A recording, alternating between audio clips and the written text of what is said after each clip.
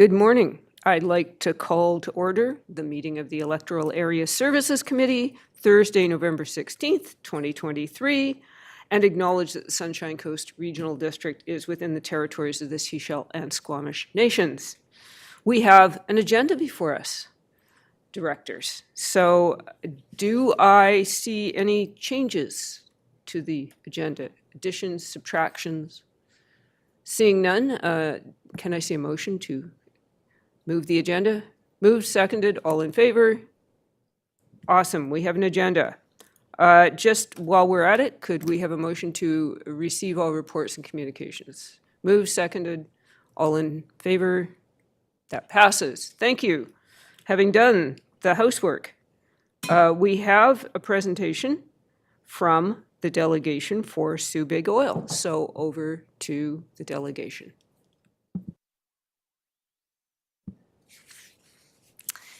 Thank you, directors, for, hang on, I need to share. Thank you, directors, for hearing from us today. I'm Dawn Allen, the lead organizer for Soo Big Oil Sunshine Coast, and with me this morning is Anthony Pare, and he helped me prepare this presentation, as well as many in the room who have been involved in the campaign. Together, we represent a local team of over 40 volunteers who are part of a province-wide campaign organized by West Coast Environmental Law. Andrew Gage is on the Zoom feed, and he's a lawyer with and the project lead for West Coast Environmental Law's climate change program, and is here to help answer any questions that might arise. Our goal is to urge the SCRD to collaborate with other local governments across BC in a class action suit to help pay for climate change costs. We believe that support of this class action is a matter of both fiscal responsibility and climate leadership. I'm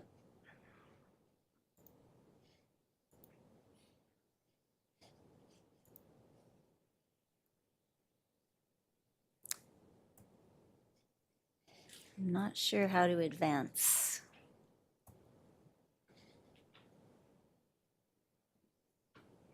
Apologies.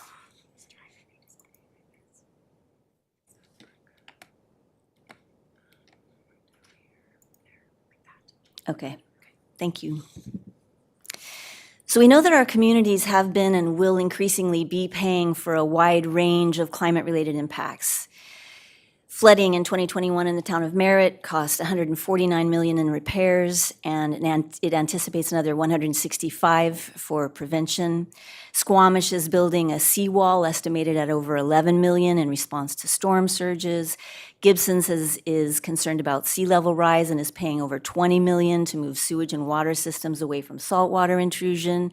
Multiple extreme weather events in just the past 3 years have triggered the activation of the emergency operations here on the coast that have cost the SCRD well over $500,000. Up and down the coast, climate change is impacting water treatment systems as well as water supply. The Church Road well costing over $9 million, and estimates to upgrade the water and treatment systems in North Pender and Garden Bay are also in the $9 million range. And costs of engaging in the complex process of finding and establishing new water sources have been described as astronomical. And of course, climate change costs will increase as the severity and frequency of extreme weather events also increase. So it's really easy to imagine that in the coming years, many local governments across BC will be paying tens of millions of dollars, both responding to and preparing for climate change damage. What's hard to imagine is how local governments and taxpayers will pay for these rising costs. We're talking about costs that are well beyond the limited revenue streams generated by local taxes. In fact, we're talking about costs that are well beyond what even the province can pay. But in any case, it shouldn't be taxpayers and governments that are paying the full cost of climate change. So who should and who can? Well, it turns out that the industry most responsible for causing climate change also earns billions of dollars a day in profit. The fossil fuel industry earned $3 billion daily for the past 50 years, and in 2022 alone earned $11 billion daily. That's $4 trillion. So to help our communities pay for climate costs, the Sue Big Oil campaign is aiming to get oil companies to pay their fair share. Not the full cost, just their fair share. And establishing what is their fair share is now possible thanks to the work of attribution scientists like Richard Heed of the Climate Accountability Institute. While we are all responsible for climate change, we are not all equally responsible. The fossil fuel industry has done far more to cause climate change damage than any other industry or individual.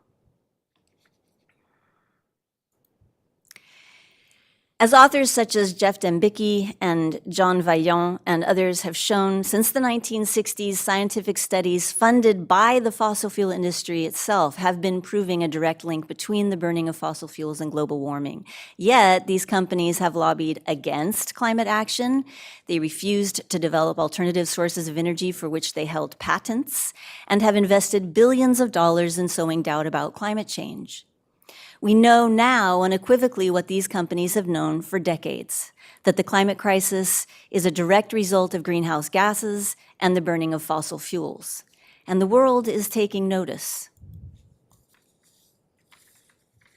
Worldwide climate litigation has been increasing and expanding. And in the United States, over 40 cities, counties, and states have already launched climate lawsuits against the oil industry. Maui, decimated by fires this summer. Honolulu, they have a case that's farther along than others and is proceeding really well. Multnomah County in Oregon is suing Big Oil for $50 million for damages caused by the 2021 heat dome, and an additional $51 billion for future damages and an abatement fund. The state of California recently signed on to sue 5 of the biggest oil companies, including Chevron, which is headquartered in California.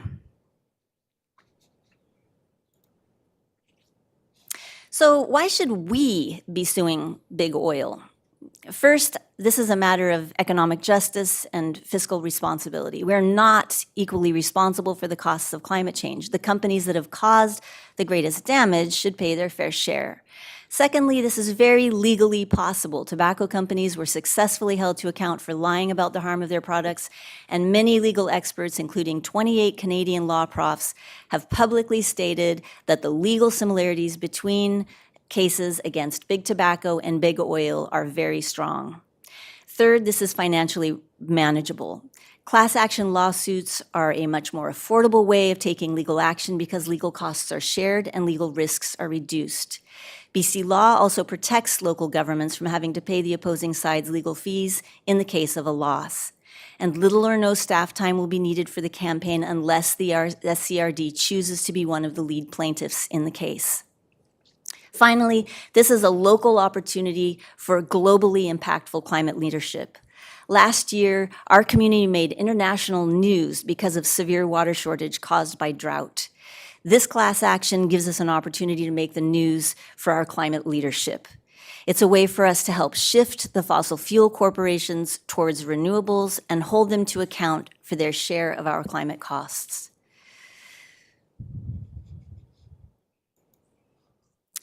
To share the costs of launching this class action proportionally across municipalities, the WCEL recommends a contribution of $1 per resident. Since Gibson's has already committed and we are approaching the District of Sechelt separately, the rural contribution from the SCRD would be approximately $15,000. This is a tiny portion of what we currently pay in response to climate change. The campaign asks that the money be set aside now, but no money will be spent until there is a critical mass of BC municipalities on board, and this is deemed to be at least 500,000 BC residents. None of this money goes towards the WCEL either, or its partner organizations. This is WCEL is a nonprofit that is simply advocating for this lawsuit to happen. The local governments of Gibson's, Squamish, View Royal have all voted in support of the campaign. And the support on the coast is very high. We have over 1,700 signatures on our petition. I believe you and the full board actually received over 45 letters from residents supporting this.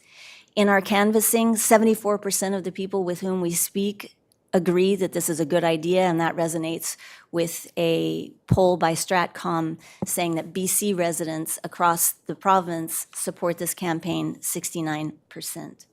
So to conclude, we have a very practical and fiscally responsible opportunity before us to recoup costs for some of the astronomically expensive climate damage that we're facing. And given the very high levels of support from our community, participation in this class action seems like not just an opportunity, but a responsibility. Thank you very much for taking time with us today. Thank you very much. I'm just going to remind the directors that by policy, we do not take immediate actions based on delegations. But we certainly, if any of the directors have questions for our delegation, the floor is open. I will make my own comment, which is that so far I have heard 3 legislative or legal opinions on whether a regional district can sue big oil. And to boil them down to the basics, the answers were yes, no, and maybe. I believe Andrew Gage, who is the lawyer with the West Coast Environmental Law, is on the Zoom, and maybe he can speak to some of the concerns that are raised. I'm Is happy it- to do. Is that if that's a question? Yeah. Sure, go ahead. So the regional district has the legal powers of a person in relation to the services it offers, and that means that you can be sued, and you also can sue where you've incurred loss as a result of someone's actions. If you were to have someone intentionally or negligently damage your water infrastructure, there would be no question that you could sue them to recover a share of the harm. In fact, it would be it would be fiscally irresponsible not to, but to just rebuild instead and charge taxpayers for it. You have an obligation where you've been wronged financially to at least consider, whether it makes sense in that case to seek to recover those costs from those responsible. So this is no different. And I suspect that haven't seen the legal opinions you're referring to, but I suspect that the confusion arises from not recognizing that the costs that you're seeking to recover are directly related to the services that you offer. Thank you very much. I see Director Gabius. Thank you, Chair. And a question for the delegation through you, and thank you for this great presentation. Could you walk us through the process or the steps to get us to the class action lawsuit? And when are you hoping to take this forward? I suspect I'll answer that one too. Legally, a lawsuit involves a party or parties coming forward as the lead plaintiffs and filing a lawsuit on behalf of a class, which in this case would be local governments that are incurring costs due to climate change. There is no legal requirement to have this critical mass ahead of time, but our view is that any local government that's going to step up and take that role on is going to want to know that they have broad support from a wide range of municipalities, and that they're not bearing the full costs themselves, and that there's financial support for that.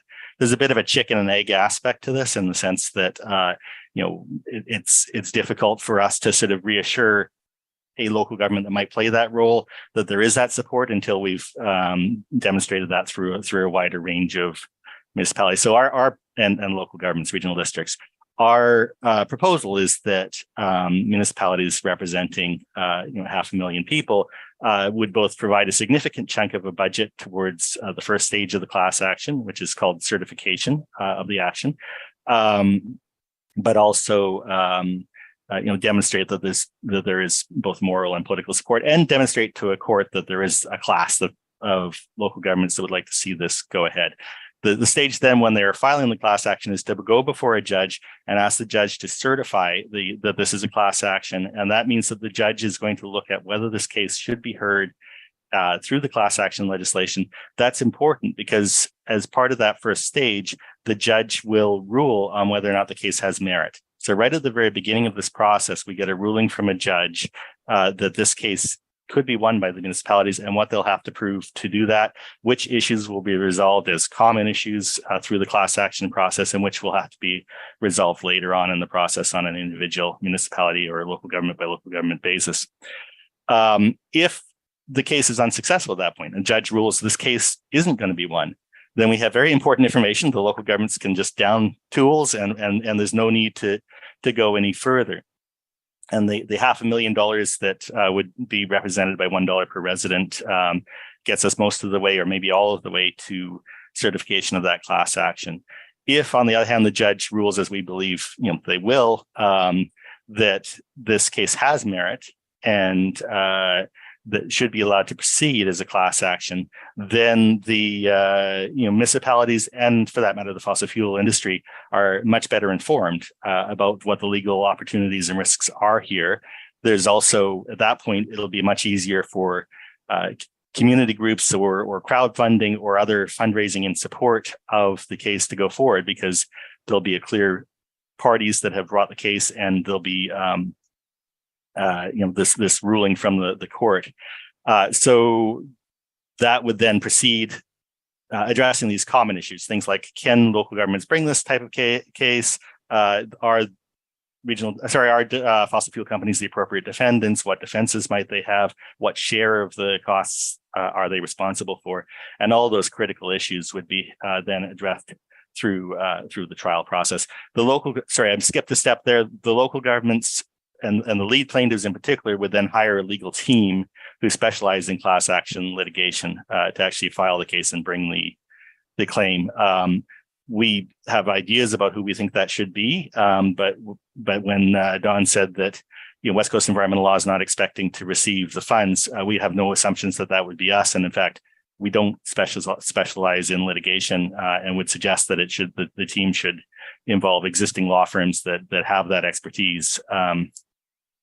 There is a legal opinion that was done by the law firm of RV Finley on this prospect of case, and I know that firm remains interested in potentially being part of the legal team bringing this forward. So there are other options, obviously, and that's a choice. We don't want to be too directive. We want to sort of say this is a matter of good public policy. Local governments need to bring this type of case, but at the same time, ultimately, it needs to be a case brought by the local governments. It's not our case. Thank you very much. Director Bax. Yeah, thank you. A couple questions. So this, in the presentation, it was talked about how this type of litigation has taken place in other jurisdictions. And I was wondering if there's an idea of how successful they were. Also, I'm curious as to me, it seems like this type of action parallels a little bit of our history with big tobacco. And I was wondering how long that fight took, and and are we looking at a decade? Are we looking at 2 decades? I mean, we've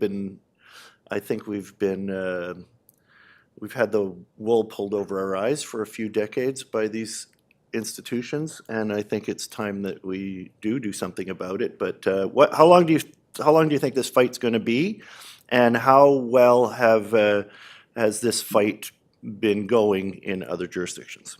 Right. So most of the cases filed of this type against fossil fuel companies have been in the United States. As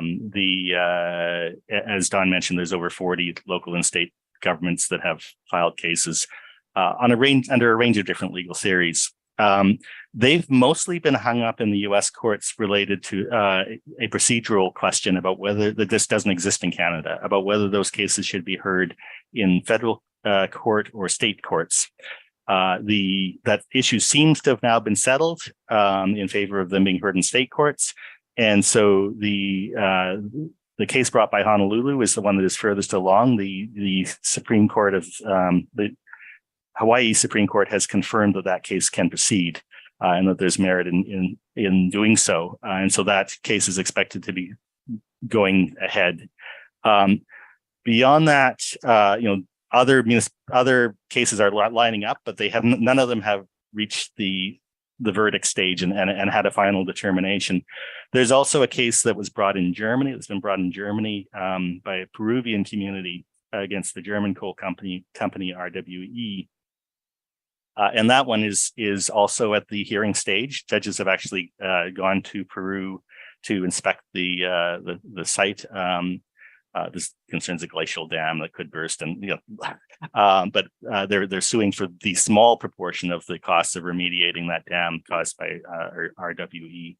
And I'm afraid I don't know when a decision is expected in that, but none of them have reached the substantive stage. As you say, there are lots of analogies to tobacco, to opioids, to asbestos cases, and other cases about manufacturer liability, but there are differences as well. So, we believe the case has merit. There's 28 law professors in Canada who have signed an open letter saying that they think this type of case has merit under Canadian law, but that remains untested. In terms of the duration, a class action typically takes between 3 and 5 years, but I think we can expect this one would take longer because of the novelty of some of the claims being brought and the size of the defendants and the power of the defendants. The tobacco cases in the US, many of them were settled years and years ago and didn't actually take all that long to be resolved. But in Canada, the major cases brought by the provinces have languished in courts, and quite frankly, I'm not sure. I think the provinces have maybe not been pressing them to move as quickly as they could, because they should not be taking nearly as long, and they are undecided. There was a class action in Quebec that was ultimately resolved against the tobacco companies, but most of the Canadian ones have been moving much more slowly. By contrast, the opioid case brought by the province of BC relatively recently, just in the last couple of years, had a settlement against one of the companies within a year or so. So these things can move much more quickly, but it's difficult to give a definitive answer on that. Thank you. Director Lee. Thank you, Chair. This is actually quite an interesting discussion for me. I have several questions, but I'll just ask one for right now. The mention was made that they hold patents for devices, and I believe these devices could mitigate climate change, was what the inference was. I'd be interested to know what kind of devices these are. I think I said they held patents for a long time. They held patents that they chose to sit on rather than develop, and that those patents were for the development of alternative sources of energy. So all of the various things that we now see are developing were held by patent for many years by the fossil fuel industry when they were initially exploring alternatives, when they understood climate change to be a threat. Yeah, there was certainly technology. They had Okay, hang on, folks. solar. I'm the traffic cop here, so please go through the chair. Director Lee, did you have a follow-up to that? I would be interested to know specifics, like is it windmills, is it batteries? Because I haven't read that anywhere. There was solar cells, low emission vehicles, fuel cells, and a number of other type of technology. Most of the research on this has been done by an organization called the Center for International Environmental Law. So if you were to check out their website, or we could potentially, email some examples from their research. Yes, I'll do some web surfing now that my curiosity's been piqued. Okay. Thank you, Director Lee. Next up, Director Gabius. Thank you, Chair. I understand that Sue Big Oil has gone to municipalities, and with success in the case of Gibson's and View Royal and Squamish recently. But have you presented to any regional districts? Because we're kind of different, a little different than municipalities, and I'm wondering if you have, and if so, what was the response from regional districts? Yeah, the only other regional district that is currently considering this campaign is the Capital Regional District, to my knowledge. And I presented yesterday to the Environmental Services Committee of the CRD And they recommended to the CRD board that they ask staff to research the feasibility, merits, and role of the Capital Regional District in potentially participating in the class action lawsuit.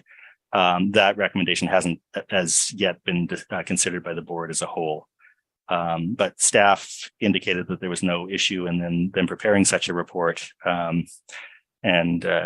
The motion was supported by the committee members unanimously.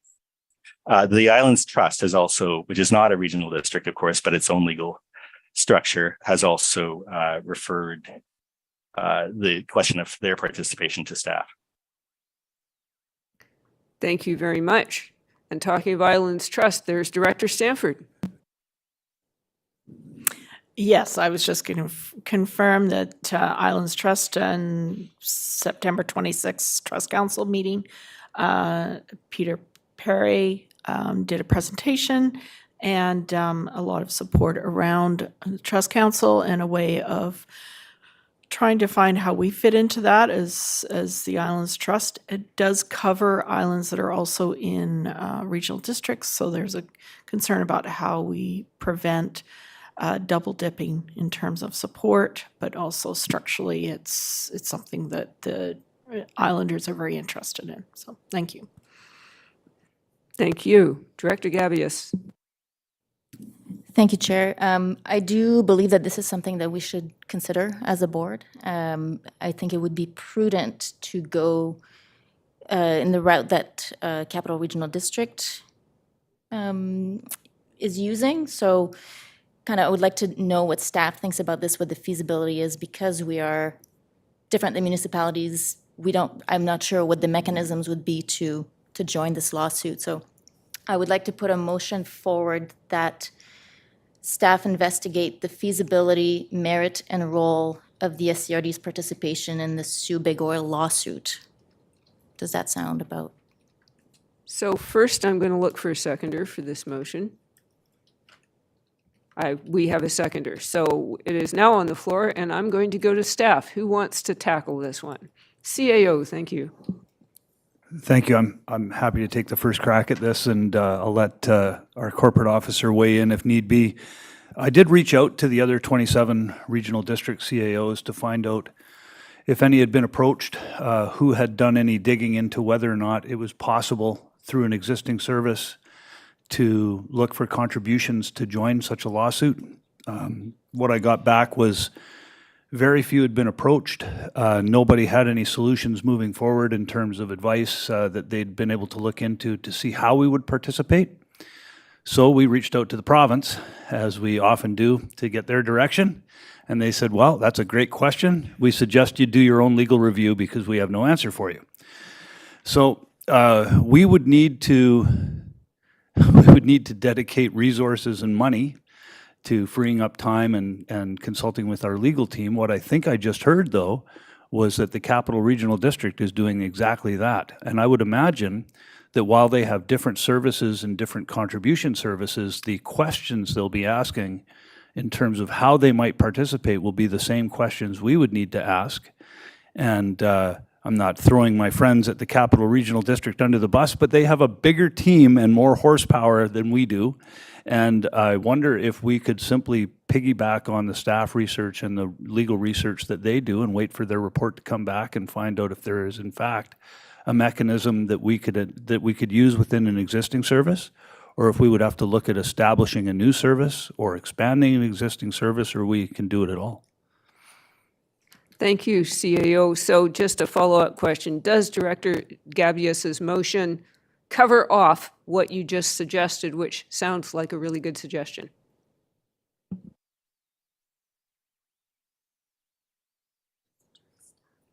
I think the motion as proposed is directing SCRD staff to do this work, whereas the we're not able to direct CRD staff. I would almost wonder if this is something that could wait until we've had an opportunity to review what CRD's staff provides in terms of a report to their council, which I would think, or to their board, which I would think would be in an open meeting. And we're happy to reach out to CRD staff to find out what they're learning, and we could report back based on that. It could be, I guess, we could bring something forward subject to a review of their findings, potentially, if it's not time sensitive. Okay. I see Director Lee. Oh, sorry, I wasn't going to propose a change. I should have put my hand down. I do note what CAO McKinley said here, though, and it sounds very reasonable to me. But I'm not very good at amending motions on the fly. Does the motion need to be amended as it was worded? My interpretation of where we're at is, yes, the motion would need to be amended to say something like, ask staff to reach out to Capital Regional District to see if they would be willing to share their legal opinion. So, to do this cleanly, I think that we should vote on the original motion, and then if there is a new motion, we could consider that. So, at this point, I am going to call the question on Director Gabius's original motion. All those in favor? Okay. One in favor. All those opposed? Okay, 1 to 4. That dies on the vine. Do we have an alternate motion?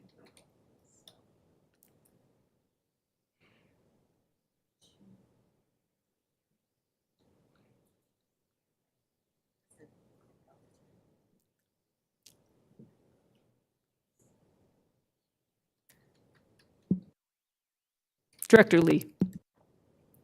I was hoping Director Gabius would quickly put up her hand, but I can give this a try if you'd like. I'd like to propose a motion to ask staff to reach out to the Capital Regional District and find out if they would share information with us and share their report when it's ready. Is that close enough? I am looking to the corporate officer to see if that is close enough or if we need a little more detail. Thank you, Chair. Yes, you're very close, and we would add that a report come back to committee to share those findings. I'd like to make that motion. Perfect, thank you. Do I see a seconder for that motion? Perhaps not. Director Stamford. I generally, in process, I really like to see these motions on the screen because as far as I could tell, your motion didn't indicate what we were talking about. So if we could add in regards to Sue Big Oil request, then that clarifies where we're going. Lovely. Does that, I think the most sensible thing here is perhaps our secretary could read back this lovely motion that we have been gradually putting together.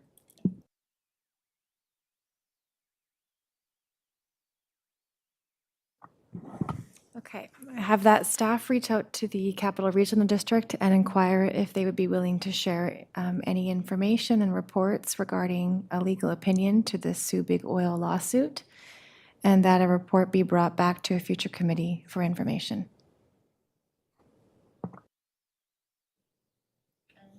Okay, over to CAO. We just need to pull the words legal opinion out of that. They would not share that. It wouldn't be appropriate. Okay, do we now have a seconder for? Okay, we'd like to hear it one more time. Thank you. That SCRD staff reach out to the Capital Regional District and inquire if they will share information and staff reports regarding the Sue Big Oil lawsuit, and that a report be brought back to a future committee for information. Oh, good. We need to add some more to it. Over to Director Gabius. Would it be possible to add, share information on the feasibility, merit, and role of, like, kind of, I don't know how it would fit with the rest of the motion, but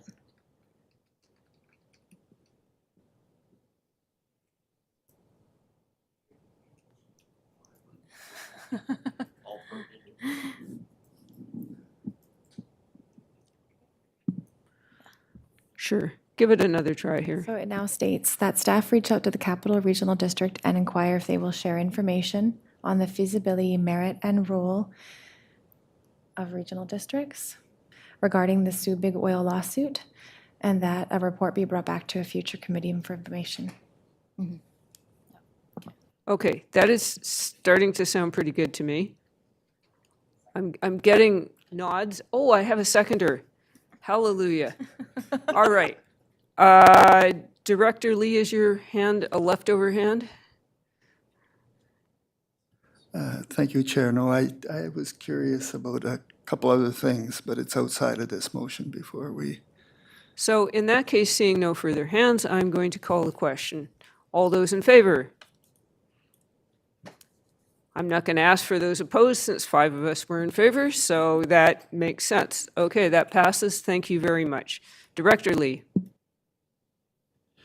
It's kind of a philosophical question, but I'm sure that our presenters considered it already. So I'm more interested in the thoughts. I did follow the Sioux Big Tobacco, and I was hoping it would actually put them out of business, but it didn't. But anyways, at least we got warnings and stuff on the packages. Being a smoker that managed to quit, I knew just how addictive it was. But in the case of big oil, I want to quit burning the damn stuff, but I still want to wear my clothes and have use of plastics and everything, so I don't really want to put them out of business. What's your thoughts that the long-term effect might have on these businesses if we're successful with our suit? Okay, I'm going to go to delegation. Dawn, do you want to tackle that, or do you want to toss it over to Andrew? I think $4 trillion in 1 year goes a long way, and that they're not at risk of going out of business anytime soon. I think quite the contrary. I think they also have lots and lots of money to invest in alternative sources, that they could be on the winning side of this, and they could have been a long time ago, and they chose not to. So I'm not at all worried about those companies, and I don't think oil is going to go away and plastics are going to go away in any time quickly. I think what's going to happen is it'll become uncomfortable and unpleasant to continue to fund the pumping of oil, the burning of oil, and that we're wealthy enough as nations to invest in alternatives that are more quickly than previously anticipated.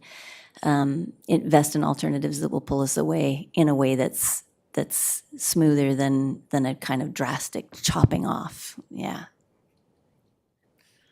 Thank you very much. Thank you, Chair. That was a good response. So I think we are at the end of our delegation and this item on the agenda. And in order to give folks time to pick up their toys and go away, I'm going to call a 5-minute break. So if we'll all be back at 10:18. Thank you. Thank you.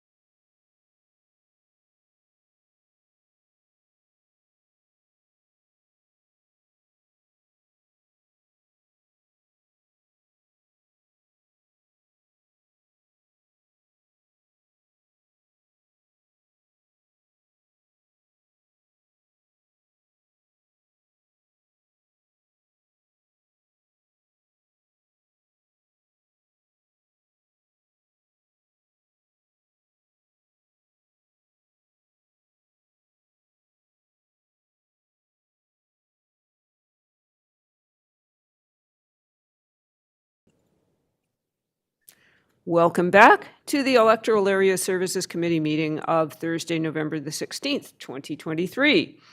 The next item on our agenda is a development variance permit application for 1019 Stevens Road in Electoral Area D, and I believe we have an introduction from staff. Over to staff, please. Yes, thank you, Chair. The purpose of this development variance permit application is to seek retroactive approval to reduce the setback to a parcel line adjacent to a highway to permit an existing auxiliary building to remain. Notifications were mailed to neighboring properties and no comments were received. Staff have evaluated the proposal based on the board's DVP policy and recommend issuance of the permit. Staff are happy to answer any questions and note that the property owners and agent are in the audience today. Thank you very much. So, at this point, having heard staff's introduction of the proposed development variance permit, if there's anyone in the webinar audience or in the boardroom wishing to speak to the application, we ask that you raise your hand.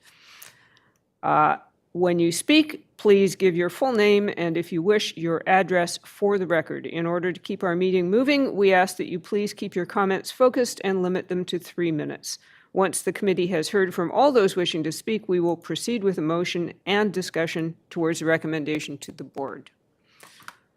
And I don't see any hands up in our virtual audience.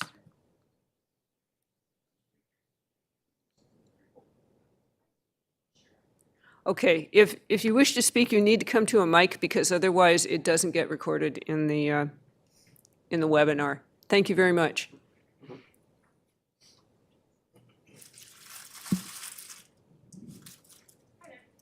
Hi. Hi. Where it Green says light. push. I'm Samantha Baxter, one of the homeowners. My husband Matt is back there as well, Matt Folger, and a daughter as well, Abby. Oh, sure. Is that better? Is that better? I just wanted to make a note about the bathroom. I realize that's kind of an odd scenario to ask for. It's just since my injury, my bladder is not ideal, less than ideal. So when we're kind of out having playing bocce in the yard or something like that, sometimes it'll be like, gotta go to the bathroom suddenly. And then it's a bit of a trip back to get to my bathroom. And so when we were coming up with the idea for this shed, which is sort of a craft space or space to play games in or something like that, I was thinking it would be so nice if there was a attached powder room that I could use so that I didn't have to go so far back to a bathroom. Because where we want to locate this is very central in our yard, so I can sort of remain involved in all our family activities and just not risk having an accident trying to get back to the bathroom in our house.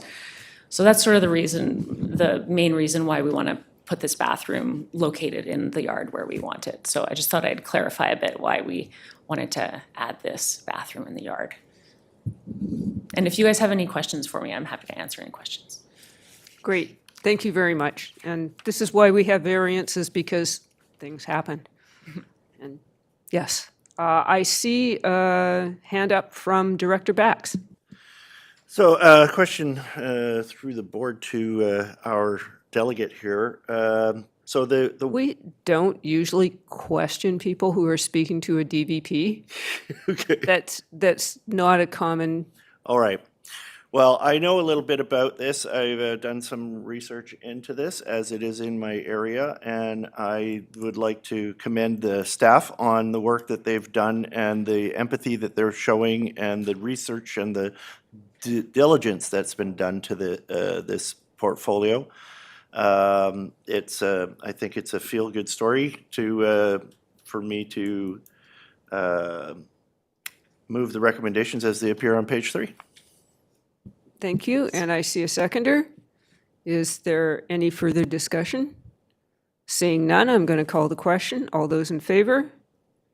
Thank you, that passes. Thank Great. you very much for coming today. Thank you so much. And next up, we have Annex B. We have an ALC referral for Electoral Area B. Again, it's B Day today. And over to staff, please.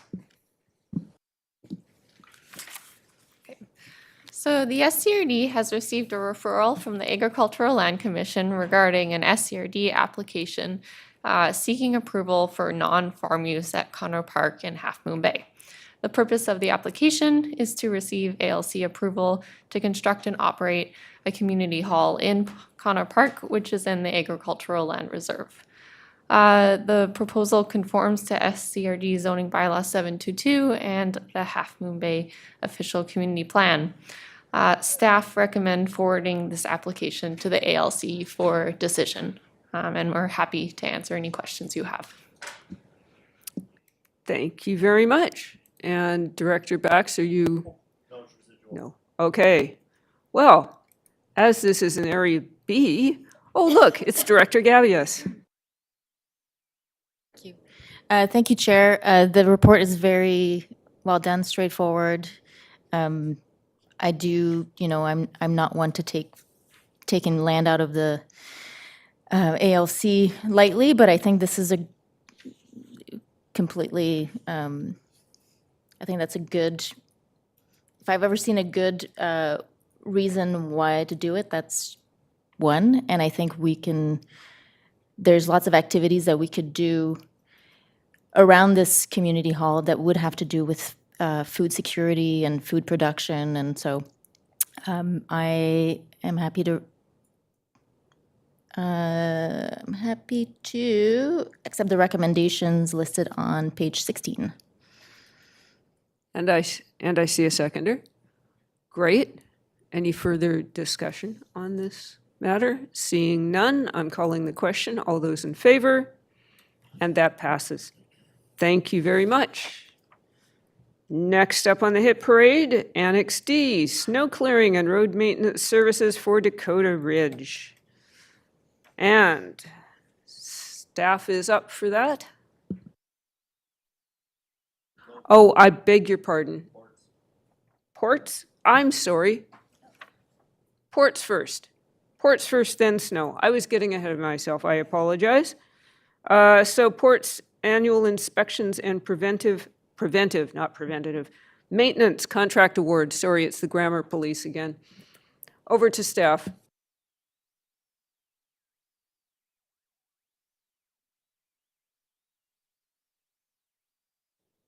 And Thank you, Chair. I think we're just checking to see if the report writer is in the gallery and wants to introduce the report. And if not, it is a fairly straightforward report, so I don't want to waste people's time. We can certainly be here to answer any questions that you have. She's in the gallery and just needs to be admitted to the meeting.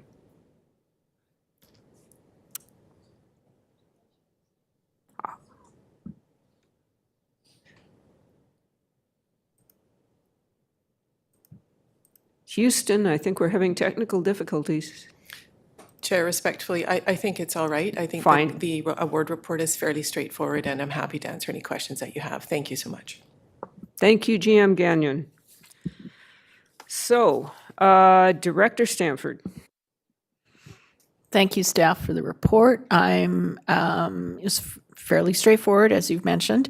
The one thing that I am thinking of is we are still in the process of comprehensive inspections for the ports, and I'm just wondering, these inspections that are being considered, where do underwater or more comprehensive inspections fit into this this proposal? Thank you, Chair, and thank you for the question. So as part of our preventative maintenance program, we do annual inspections. And so this is what this award report is for, those annual inspections. It was a plan put in place several years ago just to make sure that we are always looking at our ports on a regular basis. The major inspections, which include the more comprehensive inspection, including the underwater, only occur every 5 years. Yeah, and so those inspections have all been done, and now we're just waiting for the final few reports, which we anticipate over the next couple of months, that will help inform our capital renewal plan. Thank you. Thank you. I'm looking hopefully for a motion. Aha, Director Stanford. I will move the motion as presented. I don't have the page number. 23. Thank you very much. I see a seconder. Is there any further discussion of ports? Seeing none, all those in favor? Thank you. That's all of us because Area A is not in the ports function, I believe. Thank you very much. So, next up, now we get to snow clearing. Howdy. And for Dakota Ridge. And just a note to everyone that this is a voting all directors item. So if there is any concern about this, we can revisit it when it goes to board, because at that point, it should be procedurally voted on by all directors. So thank you very much. Over to Mr. Adams. Thank you, Chair. Thank you, Chair, and good morning. The purpose of this report is to award a contract for seasonal snow removal and maintenance on the Forest Service road that accesses Dakota Ridge. The road's used by staff and volunteers, as well as customers to access the facility. Through this contract, summer maintenance, planning, and work, like grading and drainage works, are guided by an annual road inspection and prescription from a professional forester, and in accordance with our maintenance agreement with Flynn Road. Snow is to be removed by the contractor when there's 4 inches or more of snow accumulation on the road during the winter recreation season, which runs from about the end of December to March. Staff recommend award of the contract to NB Contracting as outlined in the report. Thank you. Thank you very much. And Director Bax, I see your hand. Just a question on how this contract works. It's a flat rate contract that's not dependent upon the amount of snow or the amount of work, that it just covers whenever that. It sets out a service level, and then they have to maintain that service level regardless of whether there's 4 inches of snow or 4 feet of snow. Is that right? Thank you for the question, Chair. It isn't a flat rate contract, it's an hourly contract. And so it's dependent on how much snow how much snow we get, tries to split the mean for an annual accumulation of snow. Follow up. So that so other years it's been we've paid less than this. Or other years we've paid more than this? Just a minute. I see General Manager Gagnon. Thank you so much. And if I might, Mr. Adams, I'll interject. So it's an hourly rate, and we look at our service level throughout the whole year. So we have an inspection of the road that outlines for us the road maintenance that needs to occur. We look at the average snowfalls, what's happened every year. So we know about how many hours every year we use this contractor. And that is what this is based on. So staff direct the work, but it's based on historical data in terms of the amount of years. Some years it's could be more, but we have a budget, so we have to stay within our budget. I can suggest it's very seldom less. So it is based on historical data, but it's not a flat rate. They don't get paid a certain amount every month. The work is directed by staff based on our requirements within our permit for road maintenance, as well as our reaction and triggers for snow removal. Thank you. Thank you for your answer. Thank you. And I just have a curiosity question. Does the contractor ever rescue cars that go to grief on this road, or what happens? The contractor has been known to be supportive there, but that's not part of the contract. Thank you very much. So if you're going up this road, be prepared. Director Lee. I'd like to make a motion to accept the recommendations on page 25, please. Thank you. Seconder? I see a seconder. Any further Questions? Not seeing any. All those in favor? Thank you. That passes. Okay, and finally, portable toilets. Everybody's favorite topic. Over to staff. Thank you, Chair, for introducing this non-glamorous but valued contract that hopefully will see, have approval. Again, yeah, the staff report is to seek approval for the award of a contract to StarTech Industries Limited to provide portable toilet, hand washing station, and sewage pump out services for various SCRD functions, service functions. The contract's for a 3-year period with an option to extend up to 2 additional years. Thank you very much, and I'm happy to answer any questions you may have. A vital service, certainly. I'm just curious, roughly how many portable toilets do we have in our system? Do we know? That's all right if you don't know. I know where one of them is. It was outlined in the RFP, but I cannot recall that number off the top of my head. When the inventory was done, I was surprised by the number of portable toilets that we do have within Park Services and other SCRD services. I do know that Park Services does have the majority of portable toilets within this contract. That's great. I've never heard any requests for fewer. So, can I see a motion? Director Bax? Let me find the page. Yes, I move the recommendations as they appear on page 27. Seconded by Director Stanford. No further discussion. All those in favor? And that passes. So, and finally, last one on our agenda today is the Rough Lumber Contract Award. And back to staff. Thank you, Chair. This staff report is to seek approval for the award of a contract to Powell River Forest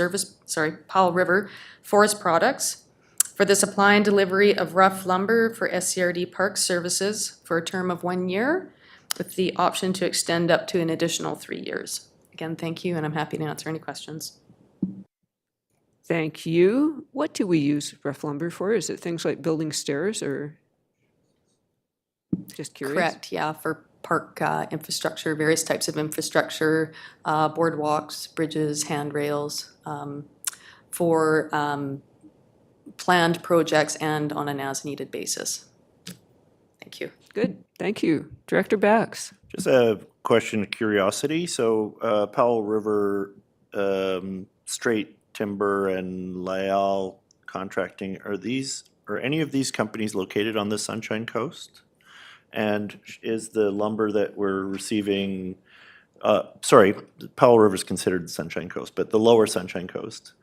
And is the lumber we're receiving going to have to come to us on a ferry? Just a question. Perhaps I'll defer to the manager of purchasing and procurement to answer that question. Thank you, Ms. Kopp. Thank you for the question. They're all considered within the Sunshine Coast Regional District area. They do have a place here, so it's not necessarily going to be shipping through Earls Cove. Okay, thank you. Let's not get into ferries. We are not responsible for ferries. Yeah, I just wanted to make sure that we're not burning more ferry oil to get lumber that's already here. Nice idea. So I'm looking a little desperately. Director Stanford. Okay, Director Stanford moves the recommendations on. Awesome, and I see a seconder right here. Hopefully we have no further questions. Good, I'm calling the question. All those in favor? And that passes. We have now reached the bottom of our agenda. There is no communications, no new business, no in camera. So do we have a motion to adjourn? Moved. Seconded. All in favor? Thank you. We're done.